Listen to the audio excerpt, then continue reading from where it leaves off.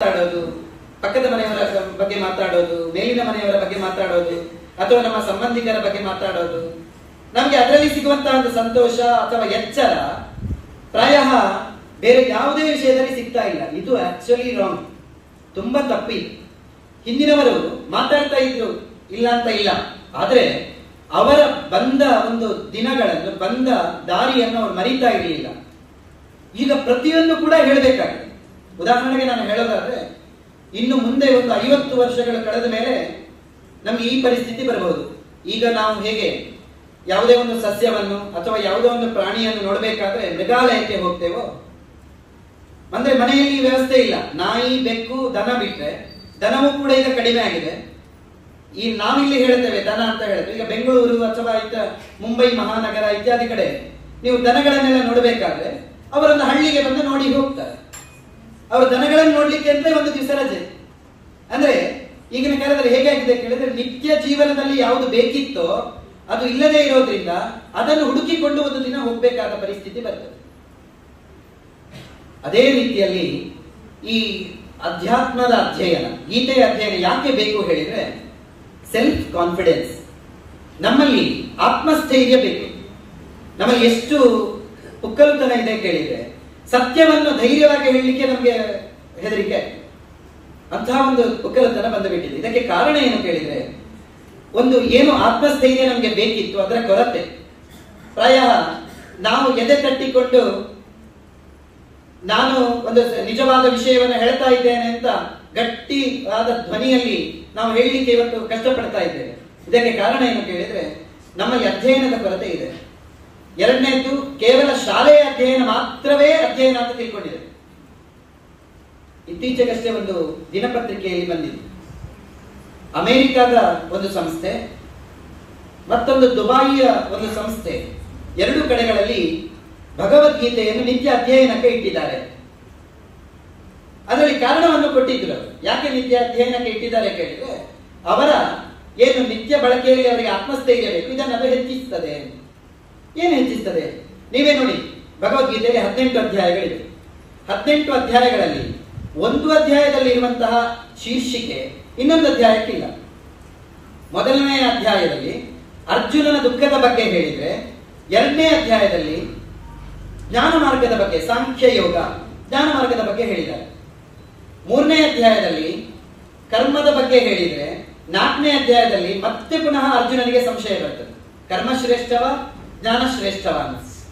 ನಾಲ್ಕನೇ ಅಧ್ಯಾಯ ಮತ್ತೆ ಪುನಃ ಜ್ಞಾನದ ನಿರ್ಣಯಕ್ಕಾಗಿ ಬಂದ್ರೆ, 5ನೇ ಅಧ್ಯಾಯದಲ್ಲಿ ಕರ್ಮವನ್ನು ಹೇಗೆ ಬಿಡಬೇಕು ಅಂತ, ಕರ್ಮ ಸನ್ಯಾಸ ಯೋಗ ಅಂತ, ಕರ್ಮವನ್ನು ಯಾವ ರೀತಿಯಾಗಿ ಬಿಡಬೇಕು, ನಾವು ಸುಮ್ಮನೆ ಕೂತ್ಕೊಂಡ್ರೆ ಅದು ಕರ್ಮ ಆಗೋದಿಲ್ವಾ ಅಂತ ಕೇಳಿದ್ರೆ ಅದಕ್ಕೆ ಉತ್ತರ 5ನೇ ಅಧ್ಯಾಯ. 6ನೇ ಅಧ್ಯಾಯದಲ್ಲಿ ಆತ್ಮ ಸಂಯಮ ಯೋಗ. ನೋಡಿ, ವಿದ್ಯಾರ್ಥಿಗಳು ಪ್ರಾಯಃ 1ರಿಂದ 5ನೇ ತರಗತಿಯ ತನಕ ಪ್ರೈಮರಿಯಲ್ಲಿ ಅಥವಾ 1ರಿಂದ 7ರ ತನಕ ಭಗವದ್ಗೀತೆಯ ಕೆಲವು ಶ್ಲೋಕಗಳನ್ನು ಅಧ್ಯಯನ ಮಾಡಿಕೊಂಡು ಅದರ ಅರ್ಥವನ್ನು ಅನುಸರಿಸಿದ್ರೆ ಪ್ರಾಯಃ ಯಾವ ವಿದ್ಯಾರ್ಥಿಯೂ ಓದುವುದರಲ್ಲಿ ಹಿಂದೆ ಬೀಳೋದಿಲ್ಲ ಅಂತ ಕಾಣಿಸ್ತದೆ. ಯಾಕಂದ್ರೆ ಅಷ್ಟು ಮಾರ್ಮಿಕವಾದ ವಿಷಯಗಳನ್ನು ನೀವು ಹೇಳುತ್ತಾರೆ. ಒಂದು ವೇಳೆ ಮಾರ್ಕ್ಸ್, ಈಗ ನಾವು ನೋಡ್ತೇವೆ ನೋಡಿ, ಅಂಕಗಳು ಕಡಿಮೆ ಬಂತು, ಈ ವಿದ್ಯಾರ್ಥಿ ಆತ್ಮಹತ್ಯೆ ಮಾಡಿಕೊಂಡ, ಅಂಕಗಳು ಕಡಿಮೆ ಬಂತು, ಪೋಷಕರು ವಿದ್ಯಾರ್ಥಿಯ ಮೇಲೆ ಹಲ್ಲೆ ಮಾಡಿದ್ರು, ಅಂಕಗಳು ಕಡಿಮೆ ಬಂತು, ಶಾಲೆಯವರು ವಿದ್ಯಾರ್ಥಿಯನ್ನು ಹೀಯಾಳಿಸಿದ್ರು, ಅಂಕಗಳು ಕಡಿಮೆ ಬಂತು, ಆ ವಿದ್ಯಾರ್ಥಿ ತನ್ನ ಮತ್ತೊಬ್ಬ ವಿದ್ಯಾರ್ಥಿಯ ಮೇಲೆ ಏನೋ ಒಂದು ಕೈ ಮಾಡಿದ, ಅಥವಾ ಏನೋ ಒಂದು ವಿಷಯ ಇರ್ಬೋದು. ನಾವು ಓದ್ತಾ ಇರ್ತೇವೆ, ಪ್ರತಿನಿತ್ಯ ಓದ್ತಾ ಇರ್ತೇವೆ, ಪೇಪರ್ ಅಲ್ಲಿ ಈ ಎಲ್ಲಾ ವಿಷಯಗಳನ್ನು ಓದ್ತಾ ಇರ್ತೇವೆ. ಇದಕ್ಕೆ ಕಾರಣ ಏನು ಕೇಳಿದ್ರೆ, ಅವರಲ್ಲಿ ಇರತಕ್ಕಂತಹ ಜ್ಞಾನದ ಕೊರತೆ. ಹೇಗೆ ನಾವು ಬದುಕಬೇಕು ಅಂತ ಗೊತ್ತಿಲ್ಲ, ಖಾಲಿ ಓದ್ತಾ ಇದ್ದಾರೆ ಅಷ್ಟೇ. ಶಾಲೆಯ ಓದನ್ನು ಓದ್ತಾ ಇದ್ದಾರೆ. ಮೊದಲಿಗೆ ನಾವು ತಿಳಿಬೇಕಾದ್ದು ಹೇಗೆ ಬದುಕಬೇಕು ಅಂತ, ಹೇಗೆ ಓದ್ಬೇಕು ಅಂತ ಗೊತ್ತಿಲ್ಲ, ಓದ್ತಾ ಇದ್ದಾರೆ. ನಮ್ಮಲ್ಲಿ ನೋಡಿ, ಹೆಚ್ಚಿನ ವಿದ್ಯಾರ್ಥಿಗಳು ರಾತ್ರಿಯ ಕಾಲದಲ್ಲಿ ಓದೋದಿದೆ. ಇದನ್ನು ಕೃಷ್ಣ ಹೇಳುತ್ತಾನೆ ಅಲ್ಲಿ, ಯುಕ್ತಾಹಾರ ವಿಹಾರಸ್ಯ ಯುಕ್ತ ಚೇಷ್ಟಸ್ಯ ಕರ್ಮಸು ಯುಕ್ತ ಸ್ವಪ್ನಾವಬೋಧಸ್ಯ ಯೋಗೋ ಭವತಿ ದುಃಖ ಅಂತ. ಒಬ್ಬ ವಿದ್ಯಾರ್ಥಿ ಸಾಧನೆ ಮಾಡಬೇಕಾದ್ರೆ ಅವನು ಹೇಗಿರ್ಬೇಕು ಕೇಳಿದ್ರೆ, ಅವನ ಆಹಾರ ವಿಹಾರ ಯುಕ್ತವಾಗಿರ್ಬೇಕು. ಸುಮ್ಮನೆ ಒಂದು ಚಿಕ್ಕದು ನಿಮ್ಗೆ ದೃಷ್ಟಾಂತ ಕೊಡ್ಬೇಕಾದ್ರೆ, ಬೆಳಿಗ್ಗೆ ಶಾಲೆಗೆ ಬರುವಾಗ ಸರಿಯಾಗಿ ಉದ್ದಿನ ದೋಸೆ ತಿಂದು ಮೊಸರಿನ ಊಟವನ್ನು ಮಾಡಿಕೊಂಡು ಬಂದ್ರೆ ಆ ವಿದ್ಯಾರ್ಥಿ ಹೇಗೆ ಪಾಠ ಕೇಳ್ತಾನೆ ಹೇಳಿ? ಮತ್ತೆ ಯಾವ ಟೀಚರ್ ಅನ್ನು ಬೈದ್ರೂ ಪ್ರಯೋಜನ ಇಲ್ಲ. ಯಾಕಂದ್ರೆ ಟೀಚರ್ ಆದ್ರೂ ಏನ್ ಮಾಡೋದು? ಹೊಡಿಲಿಕ್ಕಿಲ್ಲ, ಬೈಲಿಕ್ಕಿಲ್ಲ, ಯಾವುದೇ ಒಂದು ರೀತಿಯಲ್ಲಿ ಹಿತೋಪದೇಶ ಕೊಡ್ಲಿಕ್ಕಿಲ್ಲ. ಸ್ವಲ್ಪ ಹೆಚ್ಚು ಕೊಟ್ಟರು ಜಾಸ್ತಿ, ಕಡಿಮೆ ಕೊಟ್ರೆ ಕಡಿಮೆ. ಈ ರೀತಿಯಾದ ಪರಿಸ್ಥಿತಿ ಇದೆ. ಈಗ ನಾನೇ ಹೇಳ್ತೇನೆ, ನನಗೆ ತುಂಬಾ ವಯಸ್ಸಾಗ್ಲಿಲ್ಲ, ಆದ್ರೆ ನಾವು ಕಲಿಯುವ ಕಾಲದಲ್ಲಿ ಎರಡೂ ಕಿವಿಯನ್ನು ಹಿಡಿದು ನನ್ನ ಮಾಸ್ಟರ್ ಮೇಲೆ ಎತ್ತುತ್ತಾ ಇದ್ರು. ಲೆಕ್ಕದಲ್ಲಿ ಒಂದು ತಪ್ಪಾದ್ರೆ ಎರಡೂ ಕಿವಿಯನ್ನು ಹಿಡಿದು ಮೇಲೆ ಎತ್ತುತ್ತಾ ಇದ್ರು. ಆ ಕಾರಣದಿಂದ ನಾನು ಹೇಳ್ತೇನೆ, ಆ ಕಾರಣದಿಂದ ನಾವು ಗುರುಗಳ ಮೇಲೆ ಭಯ ಭಕ್ತಿ ಎರಡೂ ಇತ್ತು. ಕೇವಲ ಭಯ ಇದ್ರೆ ಪ್ರಯೋಜನ ಇಲ್ಲ, ಕೇವಲ ಭಕ್ತಿ, ಕೇವಲ ತೋರ್ಪಡಿಕೆ ಭಕ್ತಿ ಇದ್ರೂ ಪ್ರಯೋಜನ ಇಲ್ಲ. ಭಯ ಭಕ್ತಿ ಈ ಎರಡೂ ಸೇರಿದಾಗ ವಿದ್ಯೆ ಸಿದ್ಧಿಸ್ತದೆ. ಆದ್ರಿಂದ ನಮ್ಗೆಲ್ಲ 100ರಲ್ಲಿ 100 ಬರ್ತಾ ಇತ್ತು. ಈಗಿನ ವಿದ್ಯಾರ್ಥಿಗಳಿಗೆ 100ರಲ್ಲಿ 100 ಬರ್ತದೆ ಯಾಕೆ ಹೇಳಿ?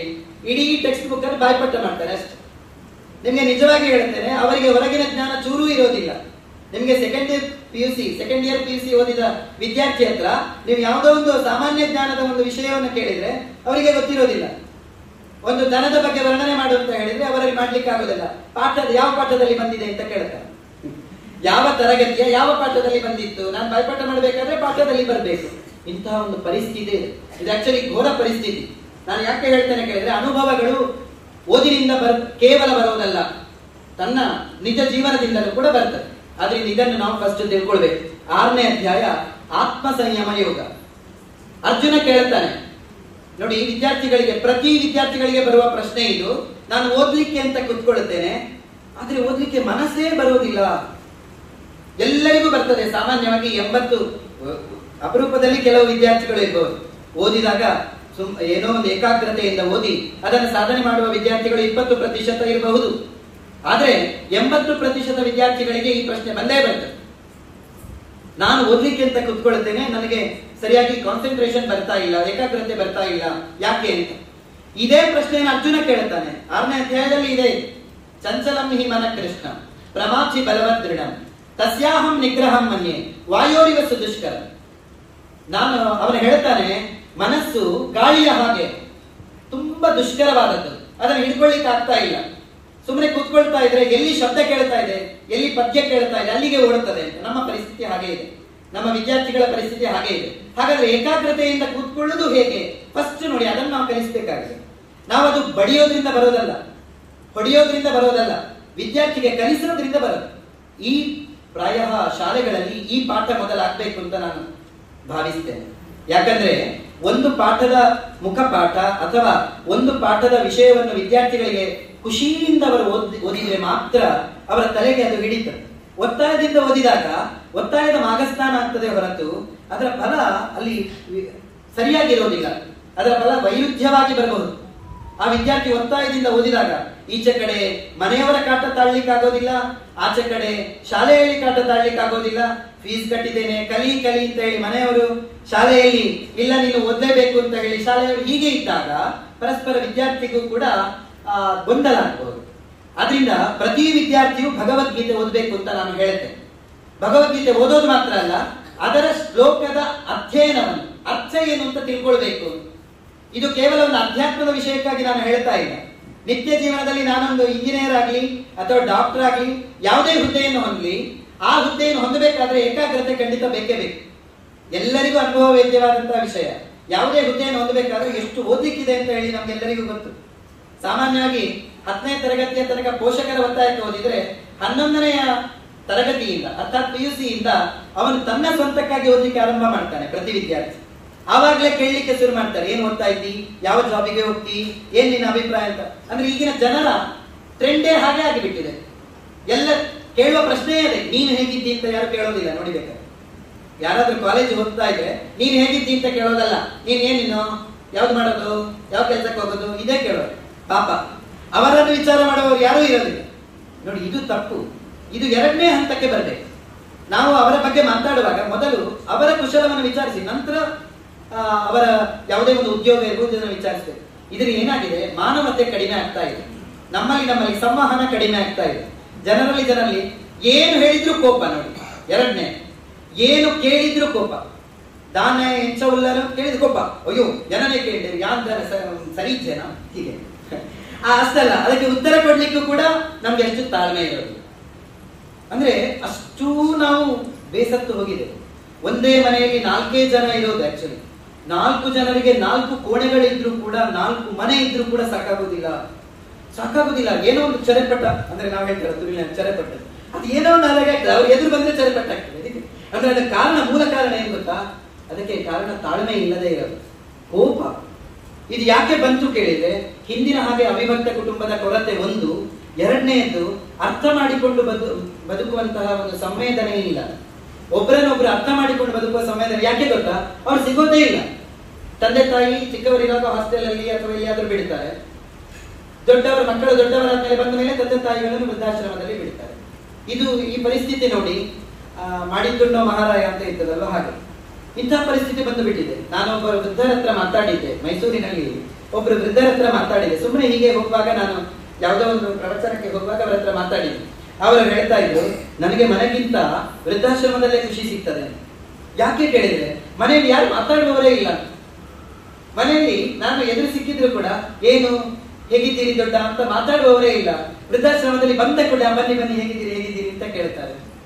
ಅಂದ್ರೆ ನಮ್ಮ ಪರಿಸ್ಥಿತಿ ಎಲ್ಲಿಯ ತನಕ ಮುಟ್ಟಿದೆ ಕೇಳಿದ್ರೆ, ನಮ್ಮಲ್ಲೇ ಸಂವಹನ ಇಲ್ಲ. ಪ್ರಾಯ ಇದನ್ನು ನೋಡಿ, ಗೀತೆಯಲ್ಲಿ ಅದನ್ನು ಸರಿಯಾಗಿ ಅರ್ಥೈಸ್ತಾನೆ ಕೃಷ್ಣ. 7ನೇ ಅಧ್ಯಾಯ ಜ್ಞಾನ ವಿಜ್ಞಾನ ಯೋಗ, 8ನೇ ಅಧ್ಯಾಯದಲ್ಲಿ ಅಕ್ಷರ ಬ್ರಹ್ಮ ಯೋಗ. ಇದರಲ್ಲಿ ಬೇರೆ ಬೇರೆ ರೀತಿಯ ಸಾಧನೆಗಳನ್ನು, ಜೀವನದಲ್ಲಿ ಅಭ್ಯಾಸವನ್ನು ಯಾವುದನ್ನು ನಾವು ಮಾಡಿಕೊಂಡಿರ್ತೇವೆ ಹಾಗೆ ಫಲ ಸಿಗ್ತದೆ ಅಂತ ಹೇಳುವ ವಿಷಯ 8ನೇ ಅಧ್ಯಾಯದಲ್ಲಿ. ನಾವು ನಿತ್ಯ ಯಾವುದನ್ನು ಮಾಡ್ತೇವೆ ನೋಡಿ, ನಾವು ಕಷ್ಟ ಕಷ್ಟ ಕಷ್ಟ ಅಂತ ಹೇಳ್ತಾ ಇರ್ತೇವೆ, ಆದ್ರೂ ಕೂಡ ಯಾವುದನ್ನೋ ಒಂದು ಅಭ್ಯಾಸವನ್ನಾಗಿ ಮಾಡಿಕೊಂಡು ಬಿಟ್ಟಿರ್ತೇವೆ. ಅಂತ್ಯಕಾಲದಲ್ಲಿ ಇದು ಬರ್ತದೆ ಅಂತ ಹೇಳ್ತಾರೆ. ಹೆಚ್ಚಿನ ಜನರಿಗೆ ಪ್ರಶ್ನೆ ಬರ್ತದೆ, ತೀರ್ಥಯಾತ್ರೆ ಅಂತ ಹೇಳುವಾಗ ನಿವೃತ್ತ ಜೀವನದಲ್ಲಿ ಇರ್ತಾರೆ. ಟೂರ್ ಟ್ರಿಪ್ ಅಂತ ಹೇಳಿದ್ರೆ ಅದು ಈಗ ಯೌವನದಲ್ಲಿ, ತೀರ್ಥಯಾತ್ರೆ ಅಂತ ಹೇಳಿದ್ರೆ ಅದು ನಿವೃತ್ತ ಜೀವನದಲ್ಲಿ, ಅಂದ್ರೆ ರಿಟೈರ್ಡ್ ಆದ್ಮೇಲೆ 60 ದಾಟಿದ ಮೇಲೆ ಅಂತ. ಇದು ತಪ್ಪು. ಅದಕ್ಕೆ ಅದನ್ನೇ ಹೇಳ್ತಾರೆ ಕೃಷ್ಣ, ಜೀವನದಲ್ಲಿ ಸತತವಾಗಿ ನಾವು ಯಾವುದನ್ನು ಅಭ್ಯಾಸ ಮಾಡಿದೆವು ಅದು ವಾರ್ಧಕ್ಯದಲ್ಲಿ ಬರ್ತದೆ, ಫಲ ಕೊಡುತ್ತದೆ. ಜೀವನದಲ್ಲಿ ಬಾಲ್ಯದಿಂದ ಆರಂಭಿಸಿ, ಬಾಲ್ಯದಿಂದ ಯೌವನಕ್ಕೆ ಬರ್ತೇವೆ, ಯೌವನದಿಂದ ವಾರ್ಧಕ್ಯಕ್ಕೆ ಹೋಗ್ತೇವೆ. ಬಾಲ್ಯ ಯೌವನದಲ್ಲಿ ಯಾವುದನ್ನು ನಾವು ಅಭ್ಯಾಸ ಮಾಡಿಕೊಳ್ಳುತ್ತೇವೆ ಅದು ವಾರ್ಧಕ್ಯದಲ್ಲಿ ಸಿಗ್ತದೆ. ವಾರ್ಧಕ್ಯದಲ್ಲಿ ನೀವು ಇಲ್ಲಿ ಏನು ಸಾಧನೆ ಮಾಡಿದ್ದೀರಿ ಬಾಲ್ಯ ಯೌವನದಲ್ಲಿ, ಅದು ನಿಮ್ಗೆ ಮರುಕಳಿಸ್ತದೆ.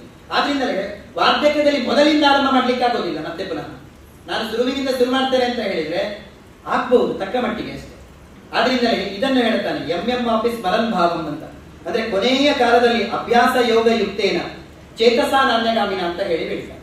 ಹೀಗೆ 9ನೇ ಅಧ್ಯಾಯದಲ್ಲಿ ರಾಜವಿದ್ಯಾ ರಾಜಮುಖ್ಯ ಯೋಗ ಅಂತ, ಪ್ರಾಯ ನಾಳೆಯಿಂದ ಇಲ್ಲಿ ಆರಂಭ ಆಗ್ಲಿಕ್ಕೆ. 10ನೇ ಅಧ್ಯಾಯದಲ್ಲಿ ವಿಭೂತಿ ಯೋಗ. ಕೃಷ್ಣ ಹೇಳ್ತಾನೆ, ಎಲ್ಲೆಲ್ಲ ನನ್ನ ವಿಭೂತಿ ರೂಪಗಳಿವೆ ಅಂತ ತೋರಿಸುವ ಅದ್ಭುತವಾದ ಅಧ್ಯಾಯ. 11ನೇ ಅಧ್ಯಾಯ ವಿಶ್ವರೂಪ ದರ್ಶನ ಯೋಗ. ವಿಶ್ವರೂಪ ದರ್ಶನ ಅಂದ್ರೆ ಪ್ರಾಕ್ಟಿಕಲಿ ಆಗಿ ನೀನು ತೋರಿಸು ಅಂತ ಅರ್ಜುನ ಹೇಳ್ತಾನೆ. ನೀವೆಲ್ಲ ಹೇಳಿದ್ದೆ, ಹೌದು, ನಂಬೇಕಾದ್ರೆ ಪ್ರೂಫ್ ಬೇಕಲ್ಲ, ಸಾಕ್ಷಿ ಬೇಕಲ್ವಾ, ನೋಡುವ ನೀನೆ ಎಲ್ಲವೂ ನಿನ್ನಲ್ಲಿ ಇದೆ ಅಂತ ಹೇಳಿದೆಲ್ಲ ತೋರಿಸು ಅಂತ. ಅದಕ್ಕೆ ಕೃಷ್ಣ ತೋರಿಸುವಂತಹ ವಿಶ್ವರೂಪ ದರ್ಶನ ಯೋಗ ಅದ್ಭುತವಾಗಿದೆ. ಅದು ಕೂಡ ಅರ್ಜುನ ಬೆಚ್ಚಿ ಬೀಳುತ್ತಾನೆ, ಕೊನೆಗೆ ಹೇಳ್ತಾನೆ, ಇಲ್ಲ ನನ್ನಿಂದ ನೋಡ್ಲಿಕ್ಕೆ ಆಗೋದಿಲ್ಲ, ನೀನು ಮೊದಲನೆಯ 4 ಕೈಯ ರೂಪವನ್ನೇ ತಾಳು ಅಂತ. 12ನೇ ಅಧ್ಯಾಯ ಭಕ್ತಿ ಯೋಗ, ಅಲ್ಲಿಂದ ಅವರಿಗೆ ಭಕ್ತಿ ಹುಟ್ಟುತ್ತದೆ. ನಂತರ ಶರೀರದ ಬಗ್ಗೆ ಕೇಳ್ತಾರೆ, ಇದು ಶರೀರ ಅಂದ್ರೆ ಏನು, ಇದನ್ನು ಹೇಗೆ ನಾವು ಅರ್ಥೈಸಬೇಕು ಅಂತ. ಇದು ಕ್ಷೇತ್ರ ವಿಭಾಗ ಯೋಗ 13. 14ನೇ ಅಧ್ಯಾಯ ಮತ್ತೆ ಪುನಃ ಗುಣತ್ರಯ ವಿಭಾಗ ಯೋಗ ಅಂತ ಹೇಳಿ. 15ನೇ ಅಧ್ಯಾಯ ಪುರುಷೋತ್ತಮ ಯೋಗ. 16 ದೈವಾಸುರ ಸಂಪತ್ ವಿಭಾಗ ಯೋಗ ಅಂತ ಹೇಳಿ. ಅದರಲ್ಲಿ ಮತ್ತೆ ಪುನಃ ಒಳ್ಳೆಯ ಗುಣಗಳು ಯಾವುವು, ಕೆಟ್ಟ ಗುಣಗಳು ಯಾವುವು, ಯಾವುದನ್ನು ನಾವು ಅನುಸರಣೆ ಮಾಡಬೇಕು, ಯಾವುದನ್ನು ಮಾಡಬಾರದು, ಇದಕ್ಕೋಸ್ಕರ ನಾವು ಓದ್ಬೇಕು. ಗೀತೆಯನ್ನು ಯಾಕೆ ಓದ್ಬೇಕು ಕೇಳಿದ್ರೆ, ಚಿಕ್ಕ ಮಕ್ಕಳಿಗೆ ಗೊತ್ತಿರೋದಿಲ್ಲ ಯಾವುದು ಸರಿ ಯಾವುದು ತಪ್ಪು ಅಂತ. ಬಂದವರ ಹತ್ರ ಏನೋ ಒಂದು ಎದುರು ಮಾತಾಡ್ತವೆ ಅಥವಾ ಬೇಡವಾದದನ್ನು ಮಾತಾಡ್ತವೆ. ತಂದೆ ತಾಯಿ ಆಗಿರುವವರು ಹೇಳಬೇಕು ತಪ್ಪು, ದೊಡ್ಡವರ ಹತ್ರ ಹಾಗೆ ಮಾತಾಡಬಾರ್ದು. ತಂದೆ ತಾಯಿಯಾದವರು ಅಥವಾ ಚಿಕ್ಕ ಮಕ್ಕಳೇ ಆಗಲಿ ಅದನ್ನು ಅರ್ಥೈಸ್ಬೇಕು. ಶಾಲೆಗೆ ಹೋಗುವಾಗ ತಂದೆ ತಾಯಿಗೆ ನಮಸ್ಕಾರ ಮಾಡಿ ಹೋಗ್ಬೇಕು, ಇದನ್ನು ನಾವು ಕಲಿಸಿಕೊಡ್ಲೇಬೇಕು. ನಮ್ಗೆ ನಮಸ್ಕಾರ ಬೇಕು ಅಂತ ಅರ್ಥ ಅಲ್ಲ, ನಮ್ಗೆ ನಮಸ್ಕಾರ ಅವರು ಮಾಡ್ಲಿ, ನಾನು ಆಶೀರ್ವಾದ ಮಾಡಿದ್ರೆ ಎಲ್ಲ ಒಳ್ಳೇದಾಗ್ತದೆ ಅಂತ ಅರ್ಥ ಅಲ್ಲ. ನನ್ನ ಯೋಗ್ಯತೆ ನನಗೆ ಗೊತ್ತಿಲ್ಲ, ಆದ್ರೆ ಮಕ್ಕಳು ನಮಸ್ಕಾರ ಮಾಡಿದ್ರೆ ಏನಾಗ್ತದೆ, ಆ ಸಂಸ್ಕಾರ ಅವರಲ್ಲಿ ಉಳಿತದೆ. ಎಲ್ಲಿಗಾದ್ರೂ ಹೋಗುವಾಗ ಹಿರಿಯರಿಗೆ ನಮಸ್ಕಾರ ಮಾಡಿ ಹೋಗ್ಬೇಕು ಎಂಬ ಒಂದು ಭಾವನೆ ಅವರಲ್ಲಿ ಕೊನೆಯ ತನಕ ಉಳಿತದೆ. ಅವರ ಮಕ್ಕಳಿಗೆ ಅದನ್ನು ಅವರು ಏನು ಆ ವಿದ್ಯೆಯನ್ನು ಹರಿಸ್ತಾರೆ. ಆದ್ರಿಂದ ಈ ಸಂಸ್ಕಾರ ಬರಬೇಕಾದ್ರೆ ಮೂಲತಃ ಹಿರಿಯರಿಂದ ಬರಬೇಕು. ಹಿರಿಯರು ಹೇಳಬೇಕು, ಹಿರಿಯರು ಕೇಳಬೇಕು, ಎರಡೂ ಕಡೆ ಇದು ಪ್ರವಹಿಸ್ಬೇಕು, ಆವಾಗ ಆಗ್ತದೆ. ಅವರು ಹೋಗ್ಲಿ ಅಥವಾ ಮಾಡ್ಲಿ ಬಿಡ್ಲಿ, ಜೋರ್ ಮಾಡಿ ಆದ್ರೂ ಚಿಕ್ಕ ವಯಸ್ಸಿನಲ್ಲಿ ಕಲಿಸ್ಬೇಕು. ಬಾಲಹ ಶಿಷ್ಯೋ ನೀತಿ ವಾಕ್ಯೋಪಚಾರ ಇಲ್ಲಿ ಕಾಲೇ ಕಾಲೇ ಯತ್ನದ ಶಿಕ್ಷಣೀಯ. ಅಯ್ಯೋ ಸುಮ್ಮನೆ ಇರ್ಲಿ, ಅವ್ರು ಫ್ರೀ ಆಗಿರ್ಲಿ. ನಾವು ಹೇಳ್ತೇವೆ ಎಷ್ಟೋ ಜನ, ಎಂಕೆಂತೂ ಕಷ್ಟ ಇತ್ತುಂಟು ಎನ್ನ ಬಾಲ ಅಂಡಲ ಪೊರ್ಲುಡು ಬೊಲೆಯಡು, ರಾಂಗ್, ಇದು ತಪ್ಪು. ಅವರಿಗೆ ಜವಾಬ್ದಾರಿಯುತವಾಗಿ ಅವರನ್ನು ಬೆಳೆಸಬೇಕು ಹೊರತು ಅವರಿಗೆ ಸ್ವಾತಂತ್ರ್ಯ ಕೊಡೋದ್ರಿಂದ ಅವರೇನು ಒಳ್ಳೇದಾಗೋದಿಲ್ಲ. ಹೇಳಿಕೊಡೋದನ್ನು ಕಾಲದಲ್ಲಿಯೇ ಹೇಳಿಕೊಡ್ಬೇಕು, ಇದು ನಿಯಮ. ಆ ಮಗು ದೊಡ್ಡವನಾದ್ಮೇಲೆ ಹೇಳ್ತಾನೆ, ಎಂಕದಾರ ಪಂಡು ಕೊಟ್ಟು ಜರಿ ಅನೇತಾರೆ ಮತ್ತೊಂದಿಜ್ಜಿ. ಚಿಕ್ಕದಿರುವಾಗ ಹೇಳಿಕೊಟ್ಟ ಸಂಸ್ಕಾರ ಕೊನೆಯ ತನಕ ಉಳಿತದೆ. ಬೇಕಾದ್ರೆ ನೋಡಿ, ನಾಳೆಯಿಂದಲೇ ನೀವು ಹೇಳಿಕೊಡಿ ದೇವರಿಗೆ, ತಾಯಿಗೆ, ತಂದೆಗೆ, ಅಜ್ಜನಿಗೆ, ದೊಡ್ಡನಿಗೆ, ಮನೆಯಲ್ಲಿ ಯಾರು ಹಿರಿಯರಿದ್ದಾರೆ ಅವರಿಗೆ ನಮಸ್ಕಾರ ಮಾಡಿಯೇ ಹೋಗ್ಬೇಕು. ನಮಸ್ಕಾರ ಅಂದ್ರೆ ಹೀಗೆ ಅಲ್ಲ, ಹೀಗೆ ಅಲ್ಲ, ಕಾಲು ಮುಟ್ಟಿ ನಮಸ್ಕಾರ ಮಾಡಿ ಹೋಗ್ಬೇಕು. ಇದನ್ನು ಹೇಳಿಕೊಡಿ. ಅದು ತುಂಬಾ ಒಳ್ಳೆಯ ಸಂಸ್ಕಾರ. ಮಕ್ಕಳಿಗೂ ಕೂಡ ತನ್ನಿಂದ ತಾನೇ ತಂದೆ ತಾಯಿಯವರ ಆಶೀರ್ವಾದ ಆಗ್ತದೆ, ಹಿರಿಯರ ಆಶೀರ್ವಾದ ಆಗ್ತದೆ. ಖಾಲಿ ಆಮಂತ್ರಣ ಪತ್ರಿಕೆಯಲ್ಲಿ ಮಾತ್ರ ಹಾಕೋದಲ್ಲ, ಗುರು ಹಿರಿಯರ ಆಶೀರ್ವಾದದೊಂದಿಗೆ ಅಂತ ಸುಮ್ಮನೆ ಹಾಕೋದು, ಮನೆಯಲ್ಲಿ ಬೈತಾ ಇರೋದು, ಅದು ತಪ್ಪು. ನಾವು ಹಾಗೆ ಮಾಡೋದಲ್ಲ. ನಾವು ನೋಡಿ, ನಮ್ಮಲ್ಲಿ ಎಷ್ಟು ಆಮಂತ್ರಣ ಪತ್ರಿಕೆಯಲ್ಲಿ ಎಷ್ಟು ಬದಲಾವಣೆ ಆಗಿದೆ ಅಂತ ಹೇಳೋದಕ್ಕೆ ನಾನು ಹೇಳೋದು. ನಾವು ಆಮಂತ್ರಣ ಪತ್ರಿಕೆಯಲ್ಲಿ ಮಾತ್ರ ಈಗ ಅದು ನಿಂತಿದೆ ಅಷ್ಟೇ. ಅಲ್ಲಿ ಗುರುಗಳು ಇಲ್ಲ, ಹಿರಿಯರು ಇಲ್ಲ, ಅವರ ಒಪ್ಪಿಗೆ ಇಲ್ಲ. ಮಾಡೋದು ಮಾತ್ರ ಅದು ಆಮಂತ್ರಣ ಪತ್ರಿಕೆಯಲ್ಲಿ ಮಾತ್ರ ಪ್ರಿಂಟ್ ಆಗಿರ್ತದೆ. ಎರಡನೇ, ಯಾವುದೇ ಪೂಜೆ ಆಯ್ತು ಮನೆಯಲ್ಲಿ, ನೀವು ಭಗವದ್ಗೀತೆ ಒಂದು ಅಧ್ಯಾಯ ಕಲೀರಿ, ನೀವು ಗಟ್ಟಿಯಾಗಿ ಪಾರಾಯಣ ಮಾಡಿ. ಏನದು ಯಾವುದೇ ಜವಾಬ್ದಾರಿ ಯಾವುದೋ ಒಂದು ಭಟ್ರಿಗೋ ಯಾವುದೋ ಒಂದು ಪುರೋಹಿತರಿಗೆ ವಹಿಸಿಕೊಟ್ಟದ್ದಲ್ಲ. ಯಾರಿಗೆ ಆಗ್ಬೇಕಾದ್ದು? ನಮ್ಗೆ ಒಳ್ಳೇದಾಗ್ಬೇಕಾದ್ರೆ ಭಗವಂತ ಯಾರಿಗೆ ಅನುಗ್ರಹ ಮಾಡಬೇಕು? ನಮಗೂ ಕೂಡ ಅನುಗ್ರಹ ಮಾಡಬೇಕು. ಅದು ಕೇವಲ ವರ್ಣೆ ಅಷ್ಟೇ, ಮತ್ತೊಬ್ಬರಿಂದ ಮಾಡಿಸಿದ್ರೆ. ನಮ್ಗೆ ಒಳ್ಳೇದಾಗ್ಬೇಕಾದ್ರೆ ನಾವು ಕೂಡ ದೇವರ ಹತ್ರ ಬೇಡಿಕೊಳ್ಬೇಕು. ದೇವರಿಗೆ ನಮ್ಮ ಪರಿಚಯವೇ ಇಲ್ಲ.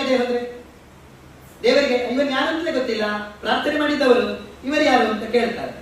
ಅದಕ್ಕೆ ದೇವರಿಗೆ ನಾವು ನಮ್ಮನ್ನು ಪರಿಚಯ ಮಾಡಿಕೊಡ್ಬೇಕು, ಆವಾಗ ಫಲ ಸಿಗ್ತದೆ. ಇದು ನೋಡಿ, ಕರ್ಮ ಸಿದ್ಧಾಂತದಲ್ಲಿ ಕೂಡ ಅತ್ಯಂತ ಒಳ್ಳೆಯದು, ಪಾರಾಯಣ ಇತ್ಯಾದಿಗಳು ಅತ್ಯಂತ ಒಳ್ಳೆಯದು. ಆದ್ರಿಂದಲೇ 16ನೇ ಅಧ್ಯಾಯ ಇದು ಪೂರ್ಣ ದೈವಾಸುರ ಸಂಪತ್ ವಿಭಾಗ ಯೋಗ. ಮತ್ತೆ ಪುನಃ 17 ಇದೆ, ಶ್ರದ್ಧಾತ್ರಯ ವಿಭಾಗ ಯೋಗ. ಶ್ರದ್ಧೆ ಅಂದ್ರೆ ಏನು, ತುಂಬಾ ಒಳ್ಳೆಯದಿದೆ. 18ನೇ ಅಧ್ಯಾಯ ಮೋಕ್ಷ ಸನ್ಯಾಸ ಯೋಗ. ಕೊನೆಗೆ ಬುದ್ಧಿಯ ಬಗ್ಗೆ, ಜ್ಞಾನದ ಬಗ್ಗೆ ವಿವರಣೆಯನ್ನು ಎಲ್ಲ ಕೃಷ್ಣ ಕೊಡ್ತಾನೆ. ಹೀಗೆ 18 ಅಧ್ಯಾಯಗಳಲ್ಲಿ ಕೂಡ ನಾವು ಅಧ್ಯಯನ ಮಾಡ್ಲಿಕ್ಕೆ ಇರುವಂತಹ ಅಂಶಗಳು ತುಂಬಾ ಇದೆ. ಕೇವಲ ಇದನ್ನು ಅಧ್ಯಾತ್ಮ ಅಂತ ತಿಳ್ಕೊಳ್ಳೋದಲ್ಲ, ನಿತ್ಯ ಜೀವನದಲ್ಲಿ ಇದನ್ನು ಅಳವಡಿಕೆ ಮಾಡಿಕೊಂಡು ನೋಡಿ. ನಮ್ಗೆ ಬೇಕಾದಷ್ಟು ನಾವು ಕೇಳಿರ್ತೇವೆ, ರಾತ್ರಿ ಬೇಗ ಮಲಗಿ ಬೆಳಿಗ್ಗೆ ಬೇಗ ಏಳಿ. ಈಗ ಎಷ್ಟು ಜನ ನಾವು ಅದನ್ನು ಮಾಡ್ತೇವೆ ಹೇಳಿ? ರಾತ್ರಿ 12 ಗಂಟೆಯ ತನಕ ಮೊಬೈಲ್ ಅಲ್ಲಿ ಆಡ್ತಾ ಇರ್ತಾರೆ ಮಕ್ಕಳು. ಇದು ತಪ್ಪು. ನಾವು ಏನ್ ಮಾಡ್ತೇವೆ, ಪಾಪ ಇಪ್ಪಡಿಯ ಹಾಗೆ ಶಾಲೆಡೆಂದು ಓದಾರೆಂದು ಮೂಲ ಗೊಬ್ಬಡಿ ಹೀಗೆ ಇರ್ತದೆ. ಇದು ತಪ್ಪು. ನಾವು ಕಲಿಸ್ತಾ ಇರುವ ತಪ್ಪು ದಾರಿಯಲ್ಲಿ ಕಳಿಸ್ತಾ ಇದ್ದೇವೆ ಮಕ್ಕಳನ್ನು. ಅಲ್ಲಿ ದಾಕ್ಷಿಣ್ಯ ಬೇಡ. ಅವರು ಡಿಗ್ರಿ ಆಗುವ ತನಕ ಮೊಬೈಲ್ ಮುಟ್ಟೋದು ಬೇಡ. ನಾನು ಹೇಳ್ತಾ ಇದ್ದೇನೆ, ಸುಮ್ಮನೆ ಒಂದು ನೋಡಿ, ಆಲೋಚನೆ ಮಾಡಿ ನೋಡಿ. ಅವ್ರಿಗೆ ಏನೋ ಅದರಲ್ಲಿ ಕೆಲಸ ಇರೋದಿಲ್ಲ. ಆಕ್ಚುಲಿ ಯಾವುದು ಬೇಕು, ಪಾಠಕ್ಕೆ ಬೇಕಲ್ವಾ? ಖಾಲಿ ಪಾಠಕ್ಕೆ ಬೇಕಾದಷ್ಟು ಮಾತ್ರ ಅಲ್ಲಿ ಹಾಕಿಕೊಡಿ ಮೊಬೈಲ್ ಅಲ್ಲಿ. ಅಷ್ಟನ್ನು ಮಾತ್ರ ಅವ್ರು ಕಲಿತ್ಕೊಂಡ್ರೆ ಸಾಕು. ಯಾವುದೋ ಒಂದು ಆಟ ಆಡೋದು, ಯಾವುದೋ ಒಂದು ಅದರಲ್ಲಿ ಕ್ರಿಕೆಟ್ ಆಡೋದು, ಏನೋ ವಿಚಿತ್ರವಾದ ಇದೆಲ್ಲ ಬರ್ತಾ ಇದೆ. ಆಕ್ಚುಲಿ ಇದು ತುಂಬಾ ಕೆಡುಕನ್ನು ಉಂಟು ಮಾಡ್ತಾ ಇದೆ, ಮಕ್ಕಳ ಮೇಲೆ ಪರಿಣಾಮವನ್ನು ಉಂಟು ಮಾಡ್ತಾ ಇದೆ. ಈಗ ಹೊಸತ್ತು ಒಂದು ಆಟ ಬರ್ತಾ ಇದೆ, ಅದು ಏನ್ ಕೇಳಿದ್ರೆ ಮೊಬೈಲ್ ನೀವು ಮಾಡಿದ ಕೂಡಲೇ ಅದರಲ್ಲಿ ಎಲ್ಲ ವಿಷಯಗಳು ಬರ್ತವೆ. ಅವನ ಜೀವನಕ್ಕೆ ಸಂಚಕಾರ ಮಾಡುವಂತಹ ಆಟ ನೋಡಿ. ಮೊನ್ನೆ ಬಾಂಬೆಯಲ್ಲಿ ಒಂದಂತದ್ದು ಪ್ರಕರಣ ಆಯಿತು, ಪೇಪರ್ ಅಲ್ಲಿ ಬಂದಿತ್ತು. ಅಂದ್ರೆ ಈ ರೀತಿಯಾಗಿ ಮಕ್ಕಳು ದಾರಿ ತಪ್ತಾ ಇದ್ದಾರೆ. ಇದಕ್ಕೆ ನಾವು ಜಾಗೃತಿ ಮಾಡಲೇಬೇಕು. ಮಕ್ಕಳು ಕೂಡ ಅದಕ್ಕೆ ಸಹಕಾರ ಕೊಡ್ಲೇಬೇಕು. ಯಾಕಂದ್ರೆ ಅವರ ಒಳಿತಿಗಾಗಿ ನಾವು ಮಾಡುವ ಕರ್ತವ್ಯ ಆದ್ರಿಂದ ಅವರಿಗೆ ಅದನ್ನು ಮನವರಿಕೆ ಮಾಡಿಸಬೇಕು. ಹೀಗೆ ಗೀತೆ ಏನು ಮಾಡ್ತದೆ ಅಂತ ಹೇಳುವ ಪ್ರಶ್ನೆಗಿಂತಲೂ ಗೀತೆಯನ್ನು ಅಳವಡಿಸಿಕೊಂಡು ನೋಡಿದ್ರೆ ಆವಾಗ ಅದರ ಪರಿಣಾಮ ನಮಗೆ ಸಿಗ್ತದೆ. ನಾವೇ ಎಷ್ಟೋ ಬಾರಿ ನಾನೇ ಪ್ರಾಯೋಗಿಕವಾಗಿ ನೋಡಿದ್ದೇನೆ, ಮಕ್ಕಳಿಗೆ ನಿಜವಾದ ಸಂಯಮ ಬರೋದು, ತಾಳ್ಮೆ, ಏಕಾಗ್ರತೆ ಅಥವಾ ಯಾವುದೇ ಒಂದು ಗುಣಗಳು ಬರೋದು ಗೀತೆಯ ಪಾರಾಯಣದಿಂದ. ತುಂಬಾ ಕಡೆ ಇದನ್ನು ಪ್ರಾಯೋಗಿಕವಾಗಿ ನಾವು ನೋಡಿದ್ದೇವೆ. ಇದನ್ನು ಪಾಶ್ಚಾತ್ಯರೆಲ್ಲ ಇದನ್ನು ಅನುಸರಣೆ ಮಾಡ್ತಾ ಇದ್ದಾರೆ. ನಮ್ಗೆ ಹೆಚ್ಚಿನವರಿಗೆ ಸಂಶಯ ಇರ್ಬೋದು, ನನಗೆ ಉಚ್ಚಾರಣೆ ಬರೋದಿಲ್ಲ, ನಾನು ಹೇಳುವಾಗ ತಪ್ಪಾಗ್ತದೆ, ನನಗೆ ಗೊತ್ತಿಲ್ಲ, ಅದು ಸಂಸ್ಕೃತದಲ್ಲಿದೆ. ಆಕ್ಚುಲಿ ಈ ಭಾವನೆಯೇ ತಪ್ಪು. ನಾವು ಚಿಕ್ಕ ಮಕ್ಕಳ ಹತ್ರ ಮಾತಾಡ್ತೇವೆ ನೋಡಿ, ಚಿಕ್ಕ ಮಕ್ಕಳು ಒಂದು ವರ್ಷ ಆಯ್ತು, ನಾವು ಆ ಮಗು ಹತ್ರ ಮಾತಾಡ್ತೇವೆ. ಮಗುವಿಗೆ ಸುರೇಶ ಅಂತ ಒಂದು ಹೆಸರಿತ್ತು ಅಂತ ತಿಳ್ಕೊಳ್ಳುವ. ಆ ಮಗುವಿಗೆ ಮಾತಾಡ್ಲಿಕ್ಕೆ ಬರ್ತಾ ಇಲ್ಲ, ಅದು ಕೇವಲ ಅಪ್ಪ ಅಮ್ಮ ಅಂತ ಹೇಳ್ತಾ ಇದೆ. ನಾವು ಆ ಮಗುವಿಗೆ ಮಾತಾಡ್ಲಿಕ್ಕೆ ಕಲಿಸುವಾಗ ಮಗುವಿಗೆ ಸುರೇಶ ಅಂತ ಹೇಳಿಕ್ಕೆ ಬರೋದಿಲ್ಲ, ಚುರೇಚ ಅಂತ ಹೇಳಿತ್ತು ಅಂತ ತಿಳ್ಕೊಳ್ಳುವ. ಆವಾಗ ನಾವು ಎರಡು ಕೊಡ್ತೇವೆ, ಅದಕ್ಕೆ ಹೊಡಿತೇವಾ, ಅದಕ್ಕೆ ಬೈತೇವಾ? ನಾವು ಏನ್ ಹೇಳ್ತೇವೆ? ಚುಲೇಚ ಪನ್ ಚುಲೇಚ ಹೇಳಿಕೊಡ್ತೇವೆ, ಹೌದಾ? ನಿಜವಾಗಿ ಅದು ಸರಿಯಾ? ಅದು ಚುಲೇಚ ಅಂತ ಹೇಳೋದು ಸರಿಯಾ? ತಪ್ಪು. ಹೆಸರು ಏನಿಲ್ಲ ಅದರಲ್ಲಿ, ಸುರೇಶ ಅಂತ. ಆದ್ರಿಂದ ಅಲ್ಲಿ ತಪ್ಪಾಗಿದ್ರೂ ಕೂಡ ಅಲ್ಲಿ ಮಾನ್ಯವಾದ ವಿಷಯ, ಇದು ಮಾನ್ಯವಾದ ವಿಷಯ. ಯಾಕೆ ಮಾನ್ಯವಾದ ವಿಷಯ? ಆ ಮಗು ಪ್ರಥಮ ಹಂತದಲ್ಲಿದೆ, ಇನ್ನು ಕೂಡ ಅದು ಕಲಿಬೇಕಷ್ಟೇ. ಮಾತಾಡ್ಲಿಕ್ಕೆ ಇನ್ನೊಂದು 2 ವರ್ಷ ಆದ್ಮೇಲೆ ಸ್ಪಷ್ಟವಾಗಿ ಮಾತಾಡುತ್ತದೆ. 10ನೇ ತರಗತಿ ಓದುವಂತಹ ಒಬ್ಬ ವಿದ್ಯಾರ್ಥಿಯು ಕೂಡ ಚುಲೇ ಚೆನ್ನ ಇಂಚಲ್ಲ ನಾವು ಸುಮ್ಮನೆ ಕೂತ್ಕೊಳ್ತೇವ? ಸರಿ ಪಾತ್ರೆಗೆ ಆ ಪೂಜೆ ಎದ್ದು ಕೊಡುದಿಲ್ವಾ ಅಲ್ವಾ? ಅಂದ್ರೆ ಯಾವ ಏಜ್ ಅಲ್ಲಿ, ಯಾವ ವಯಸ್ಸಲ್ಲಿ ಯಾವ ರೀತಿಯಾಗಿ ಇರ್ಬೇಕು ಆ ರೀತಿಯಾಗಿದ್ರೆ ಮಾತ್ರ ಚಂದ. ಅದಕ್ಕಿಂತ ಹೆಚ್ಚು ಒಳ್ಳೇದಲ್ಲ, ಕಡಿಮೆಯೂ ಒಳ್ಳೇದಲ್ಲ. ಆ ಏಜಿಗಿಂತ ಜಾಸ್ತಿಯೂ ಕೂಡ ಮಕ್ಕಳು ಮಾತಾಡಬಾರ್ದು, ಏಜಿಗಿಂತ ಕಡಿಮೆಯೂ ಕೂಡ ಆಕ್ಟಿವೇ ಇಲ್ಲದೆ ಇರಬಾರ್ದು, ಆಕ್ಟಿವ್ನೆಸ್ ಇಲ್ಲದೆ ಇರಬಾರ್ದು. ಆದ್ರಿಂದ ಈ ಅಂಶಗಳನ್ನೆಲ್ಲ ನಾವು ತಿಳ್ಕೊಳ್ಬೇಕು. ಇದು ನಮಗೆ ಒದಗೋದು ಗೀತೆಯ ಅಧ್ಯಯನದಿಂದ, ಖಂಡಿತವಾಗಿಯೂ ಗೀತೆಯ ಅಧ್ಯಯನದಿಂದ. ಗೀತೆಯಲ್ಲಿ ಅಂತಹ ಸಾರಗಳು ಬೇಕಾದಷ್ಟಿವೆ. ಅರ್ಜುನ ಕೇವಲ ಕರು ಮಾತ್ರ, ಪಾರ್ಥೋ ವತ್ಸಃ ಸುಧೀರ್ ಭೋಕ್ತ. ದನ ಯಾವುದು? ಎಲ್ಲ ಉಪನಿಷತ್ ಧಾರೆ, ನಮ್ಮ ಸನಾತನ ಪರಂಪರೆಯ ಉಪನಿಷತ್ ಧಾರೆ ಇದು ದನ. ಆ ದನದ ಪ್ರಥಮ ಕರು ಅರ್ಜುನ. ಆ ಹಾಲನ್ನೆಲ್ಲ ಕುಡಿತಾ ಇರೋರು ನಮ್ಮ ನಿಮ್ಮಂಥವ್ರು ಎಲ್ಲರೂ ಕೂಡ ಆ ಗೀತೆಯನ್ನು ಅಧ್ಯಯನ ಮಾಡ್ತಾ ಇದ್ದೇವೆ. ಹೀಗೆ ಗೀತೆಯ ಅಧ್ಯಯನ ಅದು ಅತ್ಯಂತ ಅದ್ಭುತವಾದ ಅಧ್ಯಯನ ಅಂತ ಹೇಳ್ತಾ, ಇನ್ನೊಂದು ನಿಮ್ಗೆ ಇವತ್ತು ನೇರವಾಗಿ ತೋರಿಸ್ಲಿಕ್ಕೆ, ಈ ಇಬ್ರು ವಿದ್ಯಾರ್ಥಿಗಳು ಕೂಡ 18 ಅಧ್ಯಾಯವನ್ನು ನಮ್ಮ ಕರ್ನಾಟಕ ಸಂಸ್ಕೃತ ವಿಶ್ವವಿದ್ಯಾಲಯ ನಡೆಸುವಂತಹ ಸ್ಪರ್ಧೆಯಲ್ಲಿ ಸೇರಿ 18 ಅಧ್ಯಾಯದ ಪರೀಕ್ಷೆಯನ್ನು ಕೊಟ್ಟಿದ್ದಾರೆ. ಆದ್ರಿಂದ 18 ಅಧ್ಯಾಯ ಸಮಗ್ರವಾಗಿ ಅಧ್ಯಯನ ಮಾಡಿದ್ದಾರೆ. ಬೇಕಾದಷ್ಟು ಅಂತ್ಯಾಕ್ಷರಿ ಸ್ಪರ್ಧೆಗಳಲ್ಲೆಲ್ಲ ಭಾಗವಹಿಸಿದ್ದಾರೆ. ಆದ್ರಿಂದ ನಾವು ಎಣಿಸ್ತೇವೆ ಗೀತೆಯ ಅಧ್ಯಯನ ಕಷ್ಟ ಅಥವಾ ಗೀತೆಯ ಅಧ್ಯಯನ ಗೊತ್ತಾಗೋದಿಲ್ಲ, ಏನ್ ಮಾಡ್ಲಿಕ್ಕಾಗ್ತದೆ, ಸುಮ್ಮನೆ ಓದ್ತಾ ಇದ್ರೆ ನಿದ್ದೆ ಬರ್ತದೆ ಅಷ್ಟೇ ಅಂತ ತಿಳ್ಕೊಳ್ಬೇಡಿ. ಅದರಲ್ಲೂ ಕೂಡ ನಮ್ಗೆ ಮನೋರಂಜನೆ.